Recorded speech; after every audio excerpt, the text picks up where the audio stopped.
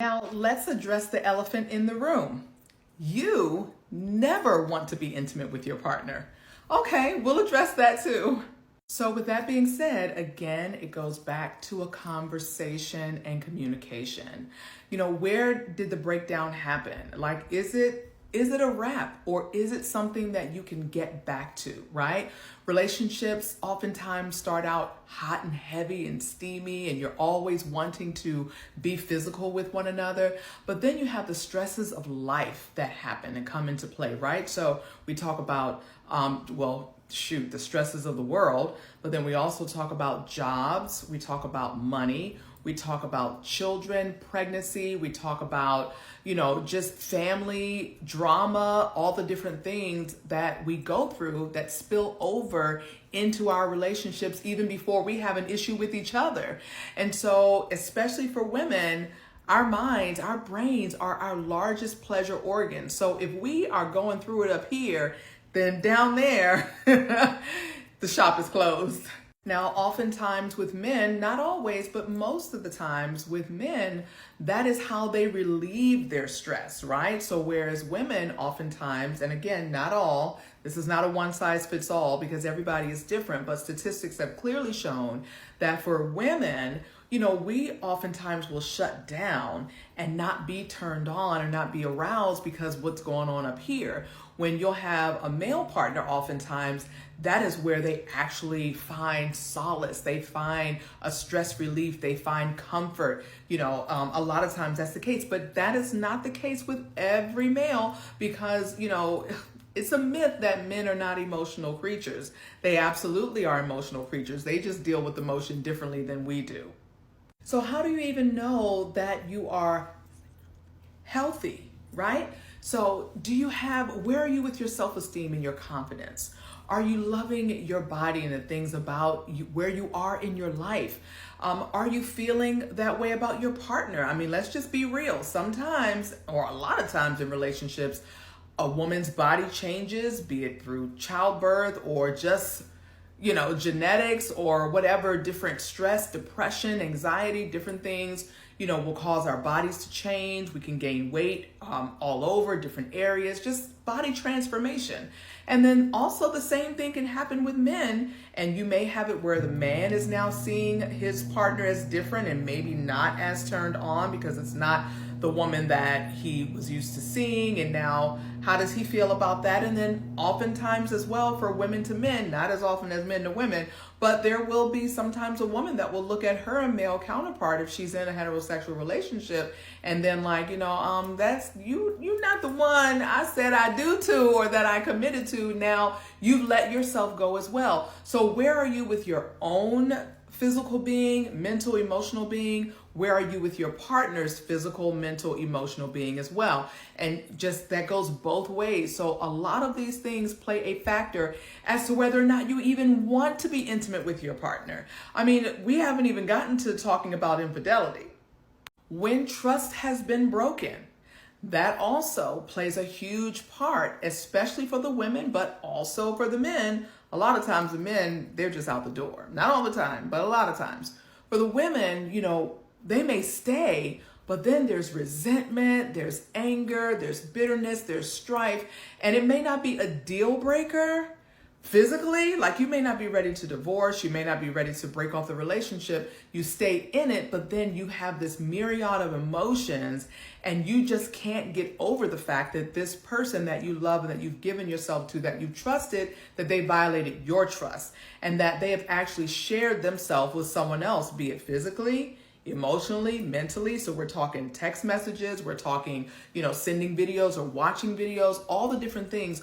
All of those can make you say, I don't even want to be intimate with you. So there's another layer there. Are you aware and conscious of your own body? Do you feel ashamed when you actually touch yourself? Does your partner make you feel ashamed when you touch yourself, right? Male or female? All of these things are factors as well as far as having a healthy life. So, I talked about the avoidance cycle, right? So I definitely want to be able to tap into that because that plays a huge part as well as to how you move forward into coming out of a rut. And once you both have communicated with one another that you want to be able to work on your intimate life, if it's not where you both want it to be, then you got to find yourself out of this vicious cycle as well. First, the problems are expectations, where you're just not meeting the experiences that you desire. And there's disappointment, feelings of sadness, there's guilt, there's failure. That's the second part. Thirdly, there's avoidance. We're not even going to talk about it. We just don't do it, and we are not even going to have a discussion. Then there's pressure, increased self-consciousness, apprehension, and distress. And so let me show you what happens there. So once that is happening, once you actually do get to the act of being intimate, so whether we're talking outer course, intercourse, or both, then there is the pressure of having to perform because I hadn't been performing or I hadn't been performing to this person's expectations. Now we're in the act and oh my gosh, I better bring it or now I'm going to be having egg on my face. So then there's that pressure as well. And that can really, really affect your partner, especially your male partner. So how do you deal with each part of this cycle? Okay. First things first. First, you're going to have to change your mindset about how you actually think about. Remember what I said in part one, many of the ideas that we've been taught about are wrong. The things that we see in movies, the things that we see on TV, the things that we see it's wrong.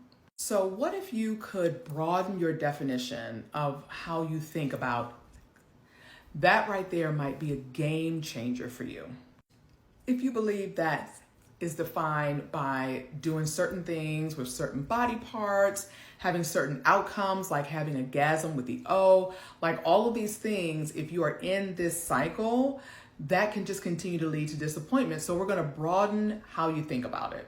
If you don't, you're going to limit what you feel might be success. So if you take a looser, like more playful approach to it, then you might get the better end result for yourself, right? So playing games together. When's the last time you physically wrestled with your partner, right? So if you don't have any physical limitations, when's the last time that you actually got playful like that? That can actually turn into a moment. You know what I'm saying? So playing, different games. Now there are games out there, I'm sure that you probably played board games that you've gotten out of different stores or whatever. So some of them are probably at passe and you're over them. But using, I have a product called Hot Date Night, and it's a deck of cards that has 4 different decks in there, and they're everything from mild to wild.